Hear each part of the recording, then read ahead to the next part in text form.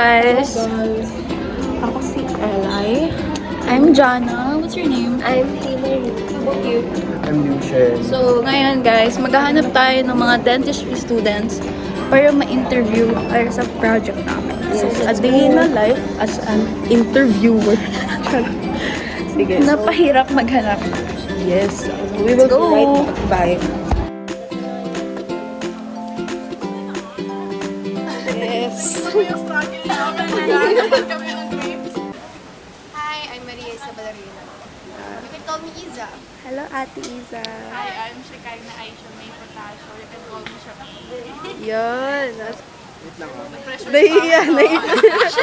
Kami po, baliktad kami by the pressure. I have a question before question lang namin is, why dentist? One word lang. No po. 4 years. Dentistry kasi gusto ko na makapagbigay ako ng smile sa ibang tao. Yun. Kayo po, Ate Iza. Dentistry kasi I think it's my destiny. Ayan. ikaw Lucian, why Why dentistry? dentistry? Hindi, dentistry gusto ko maayos sarili kong ngipin. Bago po kayo mag-start sa first time, ano po yung mga expectations with dentist? Mura, madali. Yun. Akala ko, easiest way siya to become a doctor. Yung pala. Ayun. If you, practically kung may financial kayo, why not? As in, super mahal lang. Sobrang hirap. Hindi lang yung tuition, yung materials. Parang, kunyari ngayong week, mapay yung 10. Mapay yung 15, 30K. Baka na ako magpaluto 6K. As in, ganun ang bilangan. Wala nga nung aside pa doon yung mga babayaran mo sa patient na kunwari naniningin ng pamasahe, ng pagkain. Minsan, mag-i-agent ka pa.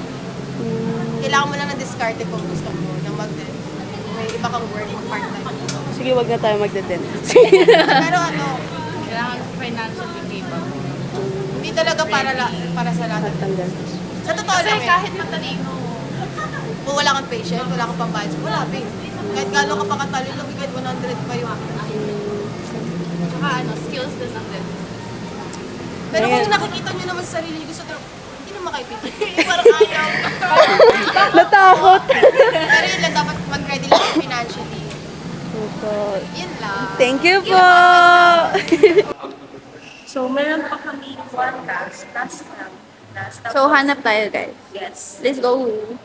Una kayo.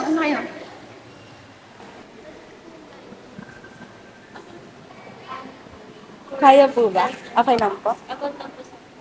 Okay na lang. Alam po, Ate Kat. Bakit niyo po kinuha yung Para maging doktor. Usually yun talaga.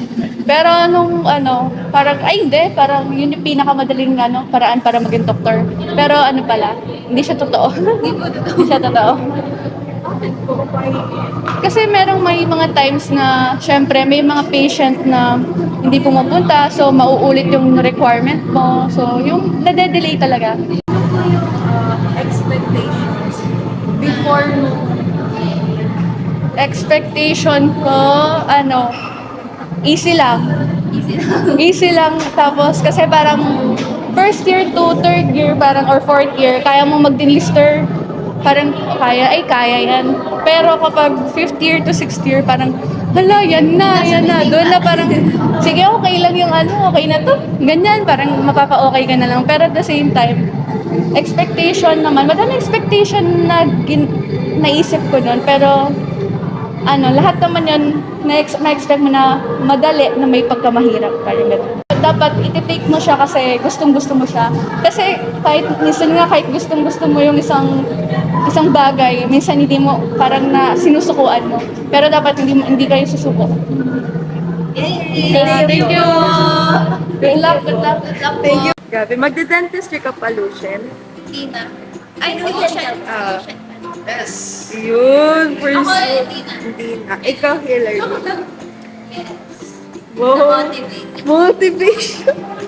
Guys, nagulat ako, like yung ina-expect ko before, parang madali siya, tapos parang konti lang yung gastos. Ngayon, wala na guys, millions pala. Millions, that was so shocking. Ikaw, anong ina-expect mo? Ngayong nalaman mo na yung hirap nila. Ano, same lang kay Jan. Akala ko rin kasi madali dentist. So, naging hesitant ba ikaw, Lucien, mag-take ng dentistry or it gives you motivation? Wait lang. Kasi, pag scholar, pag nakakita ako ng student na parang same na course na gusto ko, Yes. motivate ako. Yun, motivated.